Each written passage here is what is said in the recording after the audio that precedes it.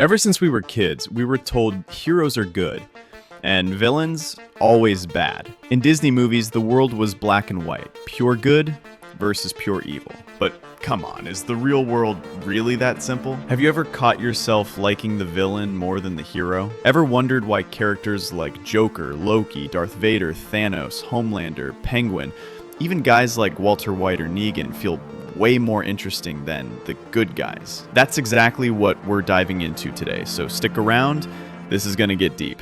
Pop culture and media have had a huge impact on how we see villains. With more shows and movies focusing on the anti-hero's perspective, we've gotten the chance to see their world through a whole new lens. Think about it, shows like Dexter, where the hero is literally a serial killer, or The Boys, which flips the superhero genre on its head with a narcissistic, corrupt version of Superman, or Joker, which takes us deep inside one broken man's mind. These stories force us to confront just how complicated humans really are. And research backs it up. Turns out we're drawn to characters who feel a little like us. Heroes are often too perfect, too clean. But villains, they've got flaws. Real flaws. In 2019, a study by Rebecca Krauss and Derek Rucker at Northwestern University found that people are more likely to like anti-heroes who reflect parts of their own personality.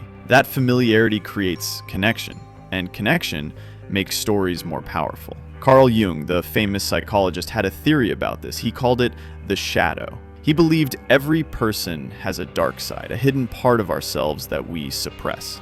It's made up of emotions, urges, and parts of our personality that we don't want to accept or even admit exist. Villains embody that shadow. They let us experience those forbidden feelings in a safe, guilt-free way. Watching Joker unleash chaos, or Homelander flaunt his godlike power, or Darth Vader dominate with the Force. It lets us tap into something raw, something we usually keep buried. It's a kind of emotional release, a catharsis that actually helps restore balance inside us. And when a villain is written well, we often end up empathizing with them, which creates something psychologists call cognitive dissonance. It's that clash between what we believe is morally right and what we're seeing the villain go through. That tension forces us to think deeper about their actions, and sometimes even question our own values. Take Thanos, for example. His goal? Balance in the universe. Horrifying method, sure, but at least he had a goal.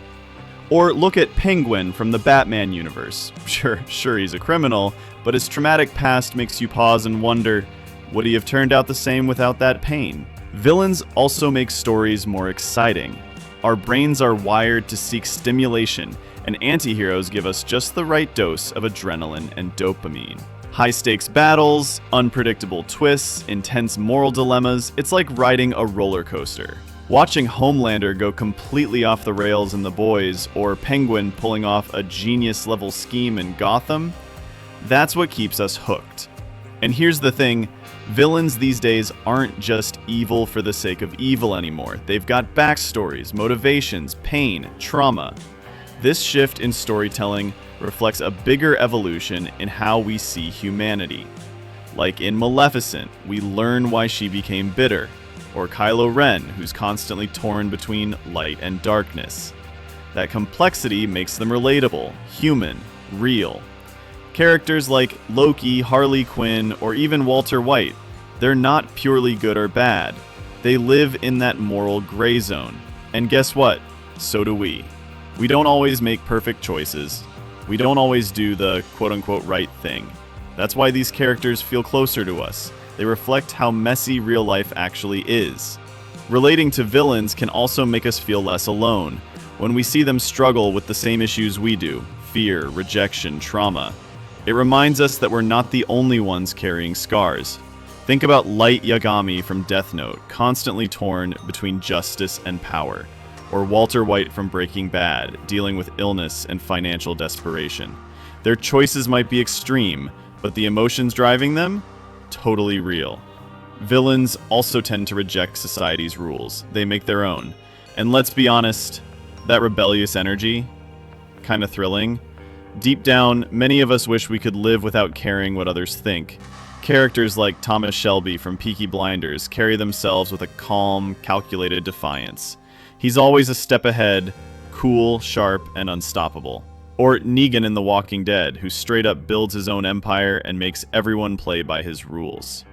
There's something powerful and even liberating about watching someone break free from the system. And let's not forget the charisma. Some villains are just magnetic. Whether it's Tom Hiddleston as Loki, Jeffrey Dean Morgan as Negan, Anthony Hopkins as Hannibal Lecter, or Anthony Starr as Homelander, these performances are so strong, they steal every scene.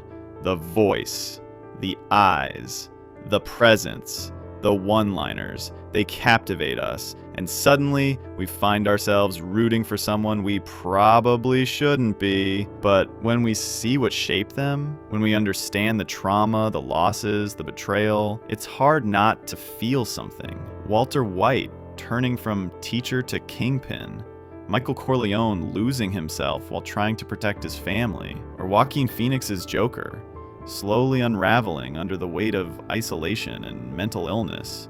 These aren't just villains, they're cautionary tales. They show us how easy it is for pain to turn into destruction, and how anyone under the right pressure might cross that line. Villains are essential to storytelling. They're the ones who push heroes to grow. They create conflict, raise stakes, and give stories purpose. Without Voldemort, would Harry Potter have become the wizard he was meant to be? Without Homelander, would the boys even matter? Great villains aren't just obstacles, they're catalysts. They force heroes to evolve, and they make the journey worth watching. They also challenge our beliefs. A good villain makes us think, makes us uncomfortable, forces us to ask, what would I do in their place? Are they really wrong? Or just broken? Heroes often follow a clear, predictable arc, but villains, they're wild cards. We never know what they'll do next. Hannibal Lecter in Silence of the Lambs or Joe Goldberg, they keep us on edge because they're completely unpredictable, and that unpredictability is addictive. And let's be honest, villains usually get the best lines. Why so serious? I am inevitable. I'm stronger. I'm smarter. I'm better. I am not in danger, Skylar. I am the danger. These lines give them weight. They make them iconic. So maybe that's the real reason we love villains. They hold up a mirror to our hidden sides, the messy, flawed, emotional parts we try to hide. They challenge us, they thrill us, they stay with us, and in their darkness, they help us understand our own humanity just a little better. So, what about you? Which villain left the biggest mark on you? Have you ever stopped to ask yourself why you're drawn to them? Maybe it's time to look into your own shadow and see what's staring back.